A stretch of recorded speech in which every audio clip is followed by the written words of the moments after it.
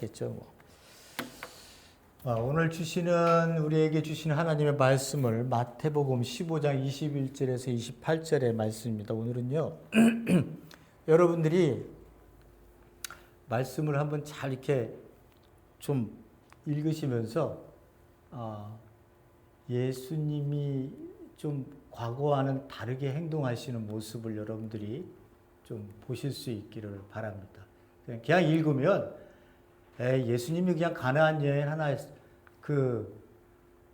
살리셨나 보다. 그 믿음으로 그 딸을 살리셨나 보다. 이렇게 그냥 간단하게 생각할 수는 있어요. 근데 예수님께서 이렇게 어떤 상황 속에서 우리에게 주어지는 이 말씀이 그렇게 쉽게 풀어질 수 있는 말씀들은 아닙니다. 또 우리가 대한민국에 살았다든지 뭐 미국에 살고 있으면 그 상황을 이렇게 잘 이렇게 받아들여서 이렇게 그렇겠구나라고 하는 이해력이 좀 더 우리에게 있겠습니다만은 2000년 전의 이야기를 예수님께서 우리에게 주시고 계시는 말씀들이기 때문에 그 문화가 익숙하지도 않고 그 언어도 익숙하지도 않고 그 상황조차도 우리는 좀 더 돌아보지 않으면 알 수 없는, 특별히 또 구약을 봐야 되는 그러한 상황의 그 이야기들을 2000년 전에 말씀을 하시고 계시기 때문에 우리가 쉽게 이렇게 읽고 넘어갈 수 있는 부분들은 아닙니다. 여러분들이 좀 이렇게 감각을 살리셔서 오늘 이 말씀을 한번 읽어보실 수 있기를 바랍니다. 21절입니다. 그리고 예수께서 거기서 떠나셔서 두루와 시돈 지방으로 물러나셨다. 그런데 보아라, 그 지역들로부터 온 한 가나안 여인이 나와서 계속 부르짖어 말하였다.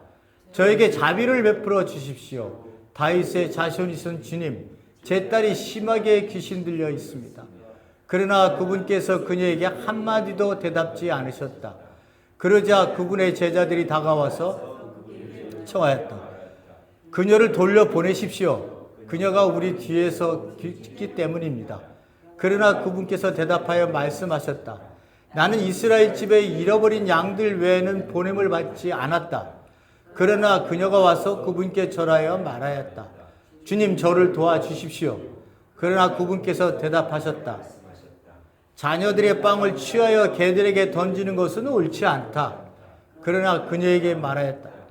옳습니다, 주님. 그렇지만 개들도 그들의 주인들의 식탁에 떨어지는 부스러기들을 먹습니다. 그때 예수께서 그녀에게 대답하여 말씀하셨다. 오 여인아, 내 믿음이 크도다. 내가 원하는 대로 내게 될지어다. 그러자 그녀의 딸이 그 시각이 나았다. 예수님이 전부 다 대답을 하세요. 말씀을 보시는 것처럼 가나안 여인이 요청을 하자 예수님이 대답하시고 침묵으로 대답하시죠. 제자들이 요청을 하자 또 거기에 대답하시고 예수님께 그녀가 또 도와주세요. 또 요청하니까 예수님이 대답하시고요. 여자가 또 얘기하니까 예수님께서 또 거기에 대답하시고 하는, 요청을 하시면 대답하시고 요청을 하시면 대답하시는 네 개의 센텐스로, 네 개의 그러한 구간으로 나누어서 저희들에게 말씀하고 계십니다. 그래서 설교 오늘 제목을 종교인과 가나안 여인은 우리가 알다시피 맨 마지막에 보니까 믿음이 큰 자라고 이렇게 말씀을 하십니다. 그 부분과 종교인들은 어떤가라고 하는 거예요. 가장 큰 문제가 교회 안의 문제는 이 종교인들의 문제입니다. 이 부분을 조금 저희들이 보려고 합니다. 자, 전 시간의 거를 잠깐 좀 생각을 해볼게요. 전 시간에 예루살렘에서 파괴된 사람이 예루살렘에서 바리새인과 서기관이 왔습니다. 예수님과의 논쟁의 주된 원인은 부정이라고 하는 거예요. 자기네들의 장로의 전통 속에서 손을 씻지 않고 빵을 먹었다고 하는 그 부정 때문에 네가 데리고 다니는 그 제자들이 이런 짓을 하고 있어 라고 하는 거예요. 그것은 구전의 율법에서 나왔다 그랬죠. 말로 통해서 내려오는 지켜야 될 것들, 그리고 기록되어진 성문법, 이 두 가지를 그들은 동등한 권위를 갖고 있었기 때문에 이런 것들을 범하면, 구전의 율법을 범하면 성문율법을 범하는 거는 말도 할 것도 없지만 말로 통해서 자기들에게 전해져 내려왔었던 이 구전율법을 범하면 안 되는 거예요. 부정해지고 거기에 대한 반드시 어떤 나의 행동을 통해서 그것을 씻어야 되는, 부정을 씻어야 되는 행위를 해야 되는 거예요. 목욕을 하든지 손을 깨끗하게 더 씻든지 하는 그러한 일들을 해야 되는 거예요. 거기에 논쟁이 붙었잖아요. 그래서 예수님께서 말씀하시죠. 입으로 들어가는 게 더러운 게 아니라 니네들이 마음속에서 나오는 것이 더러운 거다. 그렇게 얘기했더니 제자가 뭐라고 얘기해요? 아, 예수님 그렇게 얘기하시니까 지금 저기 온 대표 바리새인들이나 서기관들이 그 얘기를 듣고 화가 났어요. 이렇게 얘기를 하시잖아요. 그죠? 상황이 그런 흐름 속에서 오늘 예수님께서 여기 첫 번째 보니까 예수님께서 거기서 떠나서 그러한 상황에서 벗어나셔서는 두루와 시돈이란 지방으로 물러나셨다 이런 표현을 쓰고 있습니다. 그러니까 더 이상 그들과의 논쟁에서 더 부딪히지 않으시기 위해서 두루와 시돈이라는 지방으로 간 거예요. 두루와 시돈이 어디냐? 여기서 지금 이 갈릴리 지역에서 논쟁이 있었다가 게네사렛이라는 곳이었죠. 그곳에서 예수님께서 이렇게 오셔서 두루와 시돈, 이 두루와 시돈은 여러분들이 보는 것처럼 항구 도시예요. 이방 도시들이죠. 이 두루와 시돈이 항구 도시였기 때문에 잘 살았어요. 문명도 이 항구 도시들은 다른 곳보다도 먼저 받아들이는 곳들이 이 항구 도시들 아니에요. 그래서 아주 페니키아인이라면 당시는 페니키아인들이라고. 그래서 마가복음 7장에서는요, 이 사람들을, 이 가나안 여인을 뭐라고 얘기하냐면 헬라인이며 시로 페니키아인 여자다. 이렇게 적고 있습니다. 근데 이제 저희들이 보겠습니다만 가나안 여인이라고 마태는 적고 있어요. 같은 여인을 표현하는 방법이에요. 이게 마태복음, 마가복음, 누가복음, 요한복음이 왜 공통적인 부분들이 있지만 표현하는 방법들이 있잖아요. 그러니까 마태가 이렇게 가나안 여인이라고 썼을 때하고 마가가 헬라인이면서 시로 페니키아인이었다라고 하는 그러한 이야기를 다르게 이렇게 쓴 게 다른 게 아니라 이 마태가 무언가를 이야기하려고 하는 목적에 부각되는 구약적인 단어를 쓴 거고, 이때 이 마가는 그때 당시에 그들에게 불려졌었던 이름이에요. 그러니까 페니키아인들이라고 하는 게 맞아요. 그때 당시에 사람들이 불렀었던 거예요. 단지 제가 이렇게 두루와 시돈을 얘기하는 지역적인 이유는 가나안 이 지역을 차지하기 위해서 구약에서 이스라엘 백성이 이 가나안 땅을 들어왔을 때 여기를 다 정복해야 되는 거 아니에요. 그죠? 정복해라고 하나님이 말씀하셨으니까.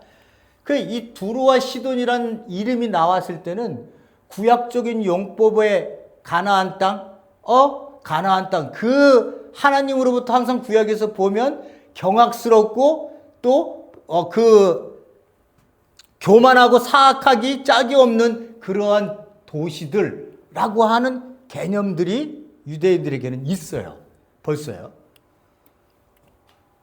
그래서 여기서 지금 두루와 시돈으로 오셨다는 이야기는 어떻게 해요?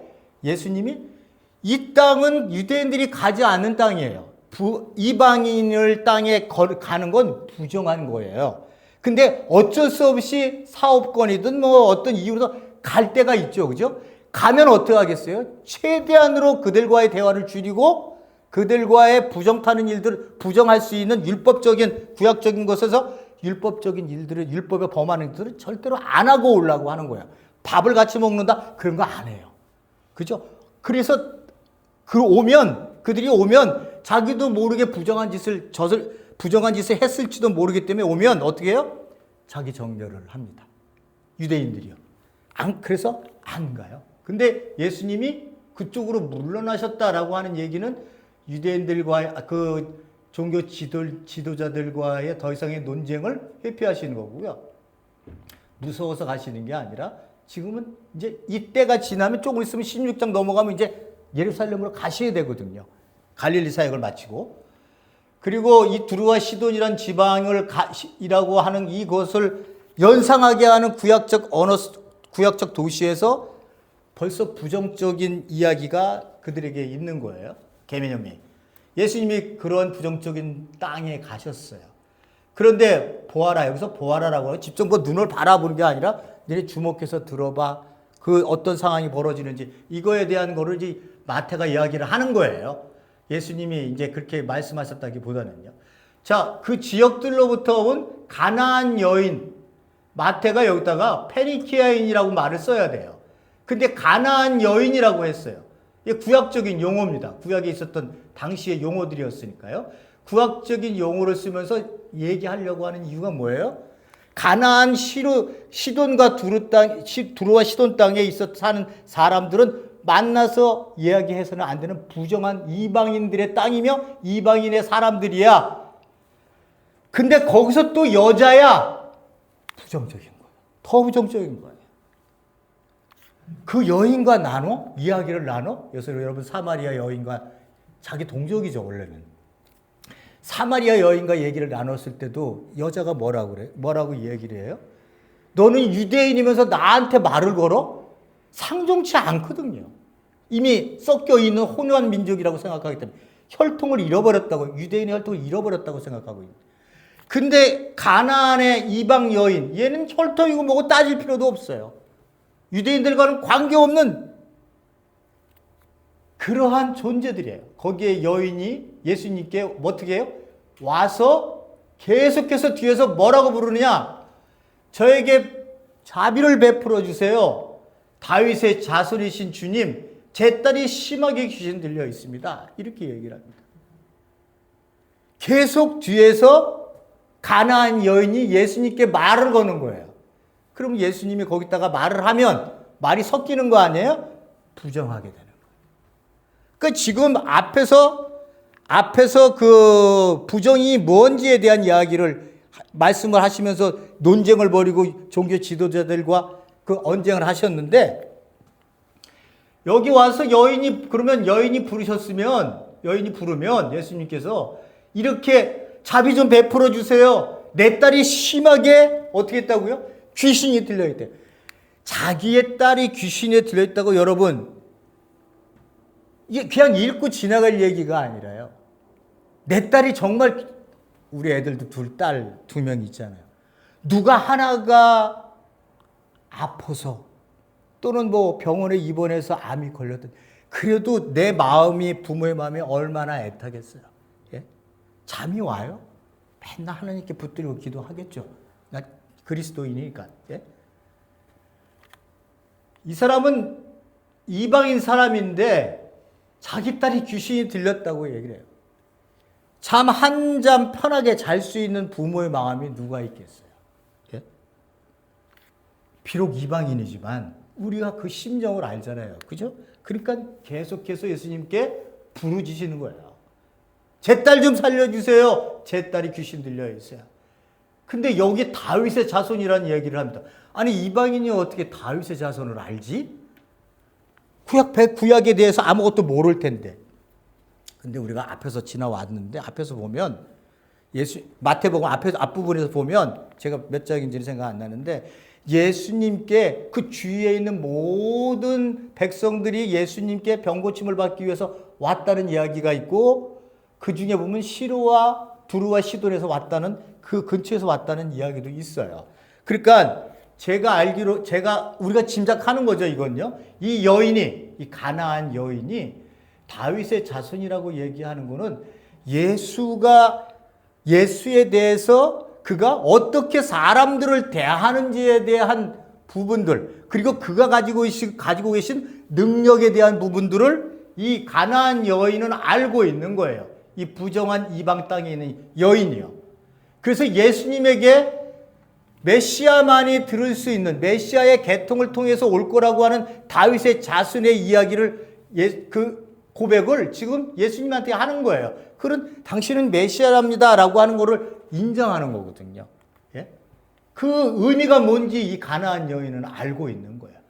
그리고 그의 능력도 알고 있기 때문에 주님이라는 말과 함께 이렇게 이야기를 하고 있어요. 그러니까 자기 딸을 살릴 수 있는 분명한 분이라고 하는 거를 가나안 여인이 아는 거예요. 그러니까 자비를 베풀어 주세요. 왜 딸에게 자비를 베풀어 주세요 하지 않고 왜 저에게 자비를 베풀어 주세요라고 얘기했을까요? 딸이 귀신 들린 건요. 엄마도 귀신 된 거랑 똑같은 거예요. 삶이 고통인 거예요.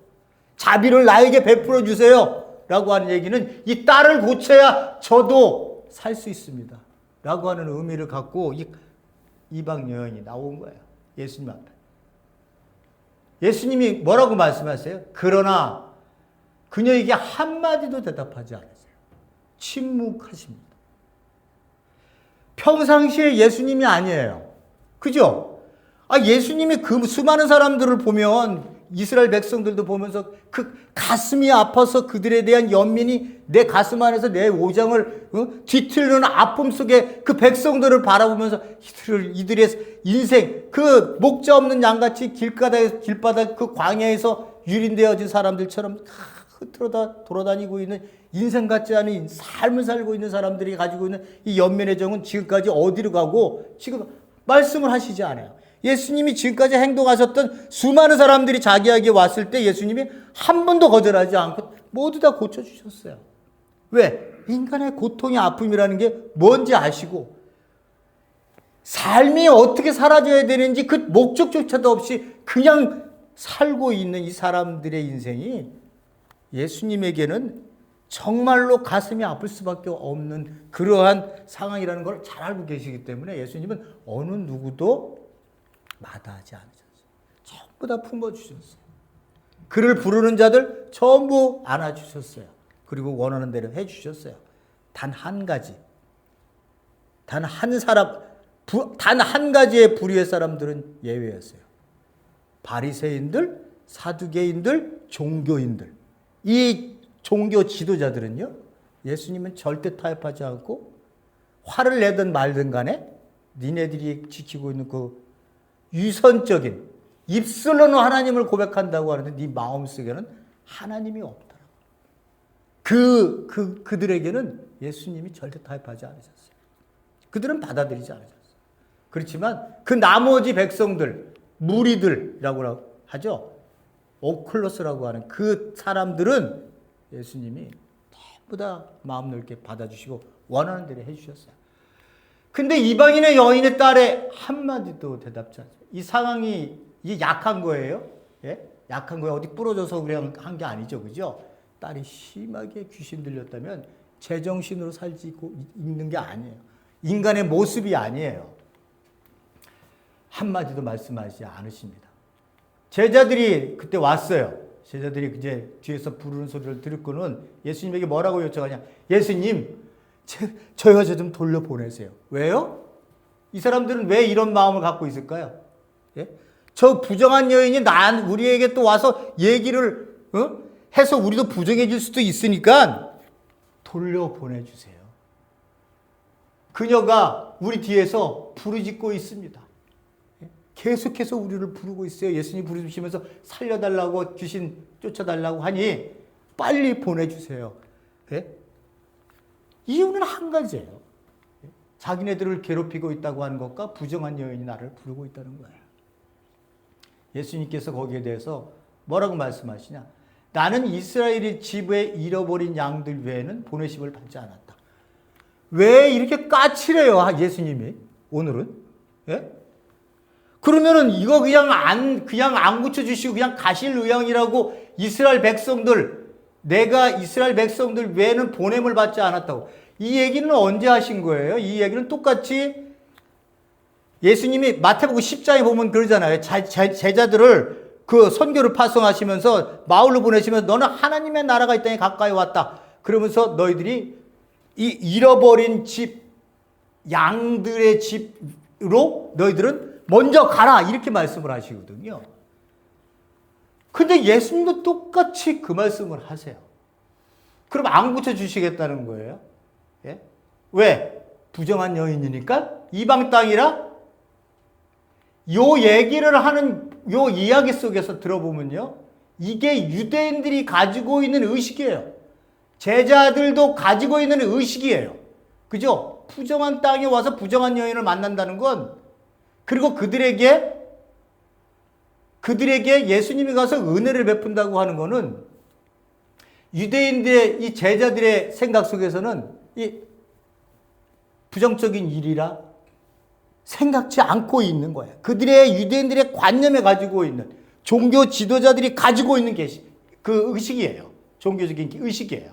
자, 예수님이 여기서도 이렇게 안 가겠다는 거랑 똑같은 거예요. 이 제자들을 대신하는 마음, 유대 종교 지도자들을 대신하는 마음으로 지금 예수님이 계속해서 까칠하게 얘기를 하세요. 까칠하게. 예수님이 마음이 그래서 그런 것이 아니라 뭔가 안 그랬었는데 지금 이렇게 한다고 하는 거는 예수님이 어떤 의도가 있으신 거예요. 예수님이 점심을 뭐 잘못 드셨는지, 아니면 뭐가 기분 나쁜 일이 있으셔서 내가 빡쳐갖고 나 이거 못 고쳐준대. 여기 이방 여인에 관심 없어. 이렇게 우리가 간단하게 생각할 수 있는 일이 아니라는 거죠. 하던 대로의 삶이라면 여인을 고쳐줬어야 돼요. 그런데 예수님이 지금 결코 고쳐줄 의사가 없는 이야기만 해요. 그러자 이번에는 직접 여자가 달려와서는 그 여자가 절했다. 무릎을 꿇고 예수님 앞에 쓴 거야. 주님, 저를 도와주십시오. 이 여인이 못할 게 뭐가 있어요? 그죠? 여러분 같으면, 여러분, 요거 예수님이 두 마디 했다고, 나 포기하고 집으로 갈래. 그렇게 하시겠어요? 저분이라면 분명히 내 딸을 고칠 수 있고, 귀신을 쫓아내서 다시 가정 안에서 가정이 회복돼서 행복한 삶을 누릴 수 있는 이 상황을 만들 수 있고 그 딸의 인생이 다시 회복하는 그러한 일이 내 앞에 지금 유일한 기회가 등장을 했는데 이 여인이 이 두 마디 했다고 물러나겠냐고요. 저 같아도 안 물러났을 거예요. 무릎을 꿇고 예수님 앞에 왔습니다. 이제 부정한 짓이 시작된 거예요. 부정한 땅에 갔었지만 이제 여인과 말을 섞기 시작했어요. 주님, 저를 도와주세요. 딸을 살려주세요. 라고 하는 거 아니에요. 그래서 예수님께서 그에게 대답합니다. 자녀의 빵을 취하여 개들에게 던지는 것은 옳지 않다. 그러니까 너는 개들이야. 이런 의미 아니에요. 자녀들은 누구예요? 이스라엘 백성들이에요. 빵은 뭐예요? 하나님 나라의 그 은혜예요. 구원에 들어갈 수 있는 은혜. 그 빵을 자녀들의 것이지 개들 거 아니야. 라고 하는 말씀이세요. 그거는 옳지 않은 일이야. 네 생각을 해봐라. 이게 개념적으로 맞는 이야기니? 빵은 내 자녀들을 왜 먹기 위해서 만든 거지 개를 주기 위해서 만든 게 아니라는 거예요. 여기서 개는요, 단어가요, 당시에 돌아다니던 들개라고 하는 개념이 아니에요. 들개들, 들에서 살고 있는 그 야생 개들이 돌아다니면서 뭐 더럽고 추하고 그 시체도 막 먹고 돌아다니는 그런 개들이었기 때문에 개와 돼지는요, 뭐 이방인이든 이방인이 아니든 불결한 동물로 그들이 이미 알고 있어요. 근데 지금 예수님께서 얘기하시는 이 개들은요, 유대인들이 밥을 먹으면요, 밥상에서 밥을 먹으면 기르는 애완견 같은 조그만 강아지가 있대요. 그래서 단어가 달라요. 그 개, 야생에서 다루는 개요. 그 개를 얘기를 하는 거예요. Anyway, 어쨌든 그 여인을 개들이라고 이방인들을 개들이라고 이 개념은 유대인들이 가지고 있었던 종교 지도자들이 가지고 있었던 개념이에요. 자기네들의 유대인을 벗어난, 팔레스타인을 벗어난 지역에서의 그 이방인들은 전부 그들이 개 취급을 했어요. 왜? 하나님을 모르니까. 그러니까 개 취급을 했어요. 그들과 말도 안 섞어요. 그 지방에도 가는 것도 꺼려했어요. 그들을 개들이라고 생각하고 있는 이 유대인들의 종교적 개념을 여기 또다시 드러내고 있는 거야. 그 예수님이 지금 여기서부터 침묵하시고, 누가 부르면 유대인들이 그 지방에 갔는데 누가 여인이 부르면 돌아다 보겠어요? 안 쳐다봐요. 그게 유대인들의 첫 번째고요. 그리고 뒤에서 부르시니까 여기 잃어버린, 자기네들은 이스라엘이 집이고 잃어버린 양들한테로 복음이 먼저 가는 거지, 그들한테는 이방인들한테는 간다는 의식이 없습니다. 그러니까 이것도 또 유대인의 신앙생활이 의식인 거예요. 자기네들이 가지고 있는 의식인 거예요. 두 번째, 여인이 와서 이제 말을 섞네요. 자기네들은 자녀들이고 거기에 대한 하나님의 은혜의 빵은 우리가 먹는 거지 걔들한테는 안 던져줘. 근데 그 말을 예수님이 하고 계신 거예요. 지금. 누구를 대변하는 거예요? 당시에 유대인들이 가지고 있던 이 종교의 틀 안에서 가지고 있는 부정이라고 하는 것들 속에서 유대인들이 철저하게 지키고 있는 이 신앙의 의식이에요. 신앙의 형식이에요. 신앙의 내용들이었어요. 자기네들의. 그걸 예수님이 지금 이렇게 말씀을 하시면서 니네들이 이런 생각을 갖고 있다고 하는 것을 예수님이 보여주고 계시는 거예요. 예수님이 삐딱해서 그런 게 아니라. 그렇게 삐딱하신 부분들이 있었다면 이해하지요, 오늘. 근데 예수님은 삐딱하게 한 번도 백성들을 대하지 않으세요. 진지하게 생명을, 인생을, 삶을 그들을 껴안으시기를 원하셨던 분이 예수님이셨잖아요.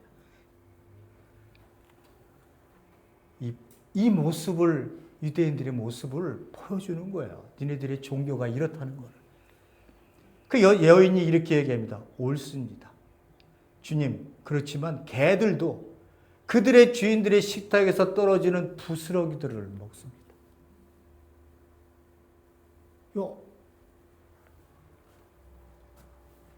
제가 이런 얘기 들었으면 울었을 거예요. 아마 저 같은 사람들. 보세요. 그렇습니다. 하나님, 예수님, 우리 개예요. 그렇지만 개들도 밥을 먹는 주인들의 상 속에 옆에 있다가 밥을 다 먹을 즈음이 되면 개들에게도 남은 것 던져주잖아요. 그거라도 먹는 제 딸이 되었으면 좋겠어요. 살려주세요. 그거라도 먹겠습니다. 우린 개입니다. 라고 하는 이 고백을 하고 있는 거예요. 그 고백을 하고 있는 거예요. 내 딸이요. 그 하나님의 자녀들에게만 가는 이 하나님의 은혜, 하나님의 나라의 구원의 역사에, 그 권력에, 그 능력에, 그 빵이 식탁에서 부스러기가 되어 떨어지는 것이라도 먹으면 그 은혜라도 제가 빵으로 부스러기라도 제가 개가 되어 먹겠습니다. 이 여인이 그렇게 고백을 하고 있어요. 그러자 여인이 어떻게 얘기를 합니까? 내 믿음이 크도다. 여러분, 제자들한테는 뭐라고 말씀하셨어요? 믿음이 작은 자들아. 계속 나와요. 뒤에 가도 계속 나와요. 제자들에게 하는 얘기는. 믿음이 작은 자들아. 믿음이 작다고 하는 것은 제가 말씀을 드렸다시피 믿음이 없다는 게 아니라 믿음은 있지만 믿음이 없는 자처럼 행동한다고 말씀하시죠. 얘기하시죠. 그 마태복음에서는 그렇게 쓰입니다. 제자들과는 비교되게 내 믿음이 크도다 이렇게 얘기해요. 믿음이 크도다라고 이야기한 여인은 이방 여인 딱 가나안 여인 외에는 없어요. 마태복음 등장하지 않아요. 또 한 사람 있어요. 그죠? 또 한 사람. 여기서는 표현입니다만, 네 믿음이 크도다. 그러니까 이 믿음이 뭐예요? 내가 어떻게 할 것이라고 하는 것을, 그리고 내가 그 능력을 갖고 있다고 하는 것을 알 뿐만 아니라, 네가 나에 대해서 내가 이렇게 얘기를 했는데도, 유대인의 개념 속에서 이렇게 내가 얘기를 했는데도 네가 나를 끝까지 신뢰하는구나. 그리고 내가 네 딸을 고쳐줄 수 있다고 하는 것을 너 알고 있구나. 네가 나를 메시아로 고백하고 있구나라고 하는 거를 이야기하는 거거든요. 그걸 보고 진짜 네가 믿음이 크구나 라고 얘기했거든요. 이방 여인에게. 유일하게 이방 여인에게 한 이야기예요. 또 한 가지 한 사람이 있죠. 백부장. 백부장한테 뭐라고 얘기해요? 이스라엘에서 이만한 믿음을 가진 자를 본 적이 없다고 예수님이 말씀하셨을 때 그도 이방인이에요. 그러면서 뭐라고 말씀하세요? 이후로는 이스라엘의 자손들은 하나님 나라 바깥에서 쫓김을 당하고 이방의 사람들이 그 나라 잔치 안에 들어올 거라고. 아브라함의 자손이 되어질 거라고. 이렇게 얘기하셨어요. 그러니까 이방인들 두 사람은 백부장과 이 여인, 가나안 여인은 유대인들 당시의 그 제자들뿐만 아니라 그 어떤 누구도 이만한 믿음을 예수님에게 칭찬을 받으며 보여준 사람이 없었다는 거예요. 근데 유일하게 누구예요? 이방인이었다는 거예요. 이방인. 그러니까 구원이요, 하나님의 나라의 선포를 예수님이 대한민국에 와서 선포하지 않았어요. 그죠? 미국에 와서도 선포 안 했다고요. 어디서 선포하셨어요? 이스라엘이라고 하는 그 유대 팔레스타인에서 선포를 하셨어요. 왜요? 하나님의 나라를 이야기해서 받아들일 수 있는 민족은 구약을 이해하지 않으면 알 수 없어요. 그러니 구원의 손길이 하나님께서 구속사의 손길의 첫 번째 우선순위는 어디예요? 이스라엘 땅이에요. 이건 어쩔 수 없는 하나님의 구속사 순서의 첫 번 프라이어티가 될 수밖에 없는 거예요. 왜? 다른 나라 가서 얘기를 해봐야 몰라요. 무슨 뜻인지. 예수님이 무슨 행동을 하셔도 이게 구약에서 어떻게 예수님이 이걸 성취하려고 이 행동을 하시는지 그들은 몰라요. 그렇기 때문에 예수님께서 첫 번째 하나님의 나라를, 하나님의 구속사에게 첫 번째 타겟이 이스라엘일 수밖에 없는 거예요. 그게 여기에 이거예요. 이스라엘의 집에 어린 양들에게 어떻게 한다고요? 하나님의 나라가 이 땅에 왔다고 선포를 해라. 구속사의 한 흐름을 유대인들은 하나님의 나라가 왔다는 개념이 뭔지도 알고, 그가 선포하는 자가 누구인지도 알고, 메시아 아니면 못하거든요. 약속되어졌던 그 인물이 등장한 거니까. 어디서요? 구약에서 하나님이 말씀하셨던 그 자가. 그렇기 때문에 이 이야기는 맞아요. 근데 예수님이 지금 어떻게 얘기하고 계세요? 내 믿음이 크도다라고 하는 의미는 이 가나안 여인이 네가 하나님의 나라의 구원의 은혜에 들어왔구나 라고 하는 거예요. 예? 내가 원하는 대로 너에게 될지어다. 이방인 백부장한테도 뭐라고 얘기해요? 내가 너희 집에 갈게. 그러니까 백부장이 뭐라고 해요? 우리 집에 들어올 수 있는 내가 그걸 감당치 못해요, 하나님, 예수님. 그러니 말씀만 해주세요. 똑같이 얘기해요, 예수님도. 예? 가지 않고 그냥 내가 원하는 대로 될지어다. 그 딸이 그 시각에 나왔다. 여러분, 이 글을 읽으면서 이게 첫 번째 듣는 사람들이 누구라고요? 마태 공동체의 첫 번째 우선 사람들이에요. 마태와 함께하고 있는 공동체들. 그들을 위해서 이거 글을 썼으니까, 마태복음을. 그 사람들이 뭐예요? 그리스도인이면서 유대인이었어요. 유대인이었는데 예수 그리스도를 믿고 어떻게 됐다고요? 그리스도인이 된 사람들이에요. 그 사람들의 사고의식 속에 뭐가 있어요? 아직도 부정하다는 게 있어요. 한번 예수님이 얘기했다고 거기 있는 공동체가 싹 바뀌는 게 아니에요. 제자가 3년 동안 돌아다니면서도 같이 돌아다녔지만 예수님이 예루살렘에 예루살렘에 들어가는데 뭐라고 전부 다 얘기해요? 뒤집어 엎을 거라는 생각을 갖고 있는 거예요. 내가 들어가면 좋은 자리, 오른팔 왼팔에 앉게 해주세요. 엄마가 와서 얘기하니까 제자들이 막 화를 내면서 이것들이 봐라. 지네들 여기 예루살렘에 들어가서 예수님이 혁명을 일으켜서 뒤집어 엎으면 자기 자리 좋은 자리에 앉혀달라고 얘기를 하네. 화를 내잖아요. 3년을 따라다녀서 어느 한순간에 예수님을 아는 게 아니라고. 그래서 마태 공동체에도 이 얘기를 해주는 이유가 첫 번째죠. 왜 이야기를 하겠어요? 니네들이 가지고 있는 그 부정이라고 하는 개념, 그리고 나라라고 하는, 민족이라고 하는 개념, 그거를 지금 예수님이 깨부시고 있다고 하는 거를 마태가 마태 공동체한테 지금 얘기를 해주고 있는 거예요. 예수님의 이 말씀을 통해서. 그들은 이 생각을 갖고 있어요. 예수님이 반응한 생각. 침묵하고 뭐라고 그래도 말도 안 하고, 잃어버린 집만 이스라엘 집 생각하고, 그 은혜는 자녀들한테 가는 거지 빵은 개들한테, 이방인들한테 안 가. 이 생각을 가지고 있어요. 그 의식을 깨시는 거예요. 두 번째, 누구예요? 제자들.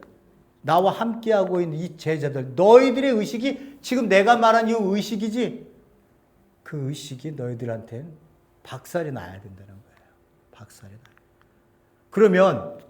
그러면요, 종교 지도자들이 이걸 보고 봤다면 그분들이, 종교 지도자들이 가만히 있었겠어요? 예? 득달같이 와서 왜 이방인 땅에, 부정한 땅에 왜 들어갔냐? 그리고 그 사람과 왜 대화했어? 그 중에서도 왜 여인과 대화를 했어? 너 이 부정 중에 부정을 지금 계속 막 짓고 있는 거 아니야? 뭐 그렇게 대들었을 거 아니에요. 근데 예수님은 그런 니네들이 가지고 있는 종교 의식이 완전히 하나님의 나라가 이 땅에 옴을 통해서 그게 무너졌다는 거야. 무너졌다는 거야. 그래서 에베소서에 사도 바울이 에베소서에서 그렇게 얘기하시잖아요. 예수 그리스도의 십자가가 유대인이든 헬라인이든, 이방인 아니에요, 헬라인이요. 예? 이게 막혀져서 담을 싸갖고 서로 간에 상종도 안 해. 예? 저희 유대인들이. 근데 그 담을 예수 그리스도의 십자가를 통해서 허무셨다고 얘기를 하시잖아요. 그 의미가 뭐예요? 더 이상의 민족적, 나라적, 인종적 개념 갖고 니네들 하나님의 나라에 예수 그리스도가 의도하는 것들로 니네들이 가지고 있는 개념으로 판단하지 마라. 니네들이 가지고 있는 그 판단은 예수 그리스도가 십자가의 못 박음을 통해서 전부 깨어져서 더 이상 너희들에게는 종도, 주인도, 자유한 자도, 관리도, 유대인이건 헬라이건 내 앞에 오면 모두가 평등한 거야. 모두가 형제요 자매요. 여기로 가는 거지. 그 중에 니네들이 굉장히 사회적으로 받아들이기 어려웠던 게 그때 당시 아니에요. 1세기 당시에 로마 당시 그 주인들은 노예들을 데리고 있었으니까. 근데 그 노예가 예수 그리스도를 믿고 또 주인도 예수 그리스도를 믿었어요. 근데 그 사람들이 그렇게 있을 때는 괜찮았겠지만 그들이 교회에 와서, 교회라고 뭐 이렇게 세워진 교회도 아니고 집이잖아요. 어느 집으로 다 가정 예배에 초대해서 식탁에 교제를 나누는데, 야, 너 우리 집에서는 너 노예잖아. 그러니까 너 집에 저기 갔으면 좀 쌀도 씻고 빵도 만들고 뭐 이렇게 하고 반찬 만들어 와. 이렇게 안 했다고요. 거기에 들어오면요, 다 똑같은 거예요. 똑같은 거예요. 초대한 집에서 모든 것들을 다 마련하고 거기서 빵을 먹고 하나님께 찬양하고 기도하고 서로에 대해서 노예든 집질이든 관심 없어요. 그런 것들이. 그리스도의 혁명이라고 하는 것은요, 바로 그런 데 있는 거예요. 레디컬해 갖고 누구도 감당할 수 없는 거예요. 그걸 예수님이 이 땅에 하나님의 나라의 도래를 통해서 이루고 계셨던 거예요. 그걸 사도 바울이 본 거죠. 그래서 예수 그리스도의 십자가가 허문 그 벽, 미국이란 나라, 백인들, 흑인들, 스페니시들, 한국 사람, 일본 사람, 여러분들은 얼마나 많이 만나 보셨는지 모르겠습니다는 저는 독일 사람, 이탈리 사람, 프랑스 사람, 저쪽 러시아의 뭐 우크라이나 사람, 그걸 제가 이걸 어떻게 알겠어요? 예? 그 사람들이 카드를 내면 저희들이 증을 확인을 해요. 크레딧 카드를. 그럼 거기 딱 보면 우크라이나 사람, 전쟁 나는데 우크라이나 사람이 여인들이 들어온 사람들도 있더라고요. 그런 사람들을 저는 다 만나봐요. 예? 다 만나봐요. 주류는 또 따로 있죠. 주류 사람들 많이 만나는 사람들. 그들 간에 여러분 이 차별이 대단합니다. 대단해요. 서로 무시하려고 그러고, 그러니까 무시를 안 당하려면 어떻게 해야 돼요? 내가 무시를 안 당하려면요, 대한민국이 잘 살아야 돼요. 예? 대한민국이 잘 살아야 돼요. 일본 사람들을 다른 나라 사람들이 무시해요? 못 무시해요. 무시할 수가 없어요. 왜? 뭐 예의가 바르고 이거라면 둘째친 거예요. 예? 잘 사니까. 잘 사니까. 아프리카 사람들이 왔어요.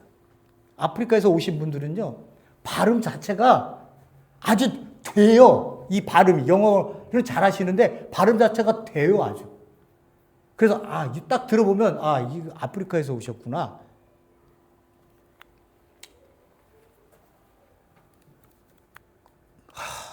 흑인으로 산다는 건요. 조금만 의식이 있으면 미칠 거예요. 조금만 의식이 있으면 미칠 거예요. 저는 그래요. 내 성격에. 저도 그런 생각을 많이 했어요. 내가 흑인으로 태어났다면, 아프리카, 아메리칸으로 태어나서 내가 지금 미국에 살아서 저 롱비치에 내가 있는 곳에 있다면, 저는 못 살았을 거예요.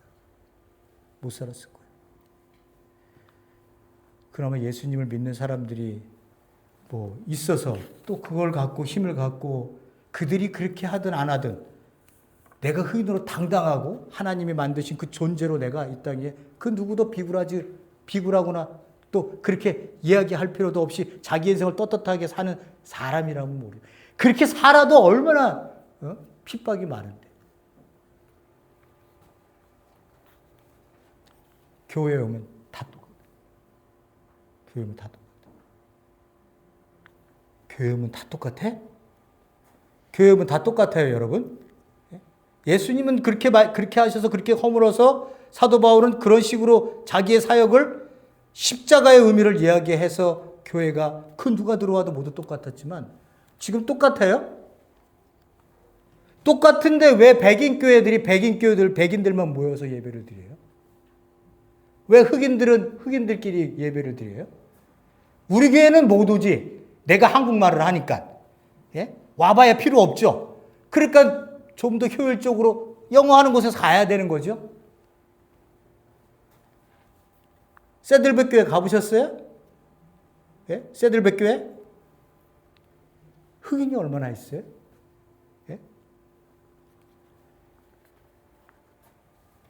문화가 조금 다르니까 끼리끼리 편해서 그럴 수도 있겠죠. 그렇지만 그걸 대놓고 해서는 안 되는 거예요. 대놓고. 너는 흑인이니까 니네끼리 해. 우린 백인이니까 우리끼리 해.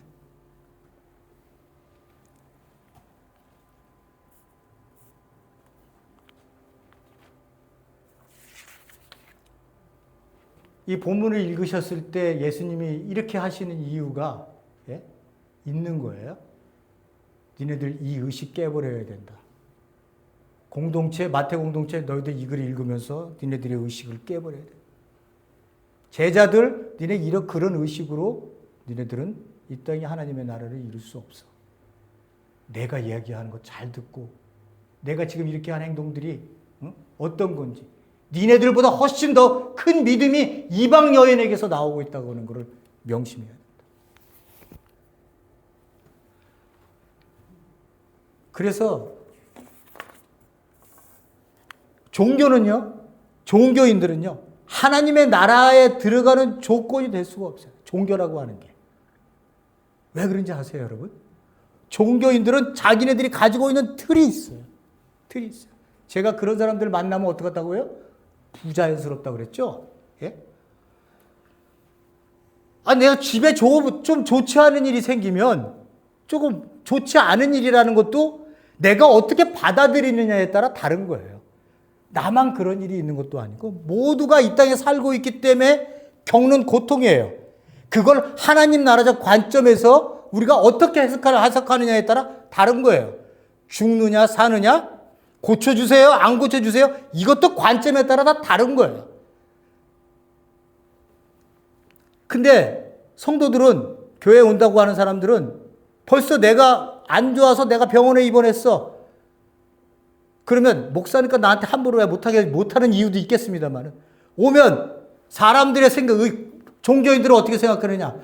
아유, 저 주일 안 지키더니 저거 봐. 주일을 저렇게 많이 빠져먹고 저렇게 하니 저렇게 되겠어? 아이고, 11조 안 내고 맨날 뺑뺑거리고 돈 저렇게 버는데도 안 내더니 저렇게 됐지. 종교인들은 이렇게 생각을 해요. 사람이 죽으면, 자살을 하면 종교인들은 저건 지옥감이야. 이렇게 생각을 해요. 이들이 가지고 있는 사고의식이에요. 사고의식. 종교인들은 항상 그렇게 자기네들이 가지고 있는 의식으로 그렇기 때문에 누구를 파는 거예요? 성경을 팔고 예수님을 팔고 하나님을 파는 거 아니에요. 하나님이 11조 잘 지키라고 그랬잖아. 너 주일 성수 안식일 잘 지키라고 그랬잖아. 안 지키니까 하나님이 때린 거 아니야. 이런 식으로 하는 사람들, 이 종교인들이 교회에 너무 많기 때문에 많은 사람들이 상처를 입고 이 여인처럼 아파서 내 딸이 죽어서 하나님을 붙들고 있는데 거기다 대고 옆구리를 찌르면서 팍팍 찌르면서 하는 말이 심장에 예수 안 믿어서 더 믿음이 없다고, 더 열심히 해야 된다고, 새벽 예배 나와야 된다고, 종교 생활 하라고. 그렇게 열심을 가리키는 사람 목회자들 조심해야 된다고요. 죽는 사람이 기분 좋아서 웃으면서 한강가에서 떨어지는 사람이 어디 있어요? 그 사람이 거기 떨어질 때 내 책임 없어요? 내 책임? 내 심리, 내 심정으로도, 내 마음속에도 내가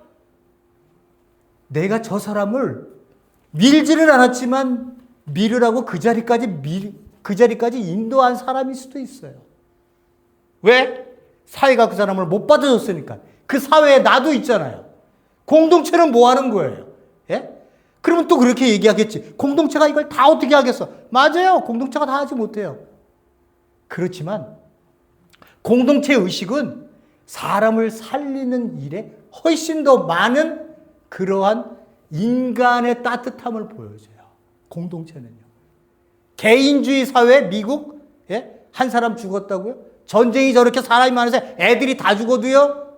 예? 이 여인이 지금 내 딸이 폭탄에 맞아 죽었습니다. 숨은 살아있어요. 살려주세요, 하나님. 이 소리 안 들리세요? 트럼프 옆에 있는 여자 보셨어요? 누군지? 종교위원회 위원장이에요. 그 사람이 뭐라고 설교하는지 알아요, 여러분? 공격해라, 부셔라. 이런 사람이 트럼프 옆에 있어요. 그리고 손을 얹고 기도해 줍니다. 번영신학의 가장 무슨 천사, 아프리카 천사, 남미 천사가 와갖고 도와준다고?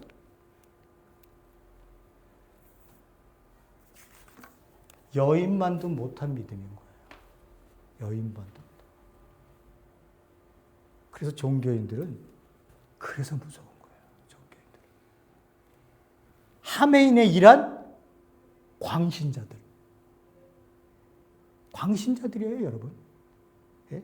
백성들이 그렇게 고통 속에 있는데 독재를 그렇게 오랫동안 할 수 있어요? 광신자들이에요. 지금 광신자와 광신자가 싸우는 것 같아요.